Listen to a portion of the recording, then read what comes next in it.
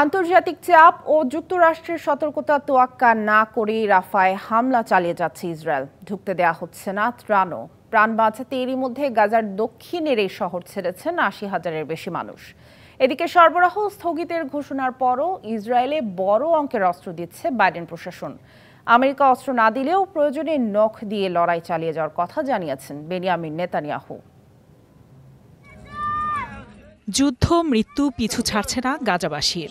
সব চাপ উপেক্ষা করে রাফায় স্থল অভিযানের পাশাপাশি দফায় দফায় বোমা হামলা চালাচ্ছে ইসরায়েলি বাহিনী। প্রতিরোধের চেষ্টা করলেও সুবিধা করতে পারছে না হামাস। এমন পরিস্থিতিতে রাফা ছেড়েছেন ৮০,০০০-এর বেশি ফিলিস্তিনি। জাতিসংঘ জানিয়েছে খাদ্য ও জ্বালানি ফুরিয়ে গেলেও ইসরায়েল নিয়ন্ত্রিত ক্রসিং দিয়ে ঢুকতে দেওয়া হচ্ছে না কোনো ত্রাণ। আমাদের উপর গোলাবর্ষণ শুরু হয়েছে। নিরাপদ জায়গা আর নেই যেখানে শিশু আর বৃদ্ধদের নিয়ে যেতে পারি। উদ্বেগজনক বিষয় হচ্ছে রাফা এবং কেরাম শালম ক্রসিং পয়েন্ট বন্ধ রয়েছে। আমাদের জ্বালানি ফুরিয়ে যেতে শুরু করেছে। বাস্তুচ্যুত মানুষগুলো এখন খুবই অসহায়।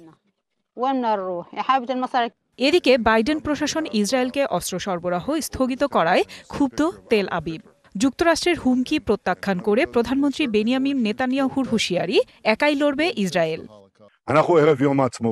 ৭৬ বছর আগেও ইসরায়েলের কাছে অস্ত্র ছিল না, ছিল অস্ত্র নিষেধাজ্ঞা। কিন্তু চেতনা, বীরত্ব আর ঐক্যের শক্তিতে আমরা বিজয়ী হয়েছি। অস্ত্রের চালান বন্ধ করা হলেও আমরা জয়ী হব। প্রয়োজনে আমরা নখ দিয়ে লড়াই করব। বার্তা সংস্থা রয়টার্সের প্রতিবেদন বলছে, সরবরাহ স্থগিতের ঘোষণার পরও যুক্তরাষ্ট্র থেকে অস্ত্রের চালান যাচ্ছে ইসরায়েলে। গেল মাসে তেল আবিবের জন্য $২৬ বিলিয়ন সহায়তা প্যাকেজ অনুমোদন করেন মার্কিন প্রেসিডেন্ট জো বাইডেন। এই অস্ত্রের চালানটি নতুন নিষেধাজ্ঞার বাইরে বলে জানানো হয়।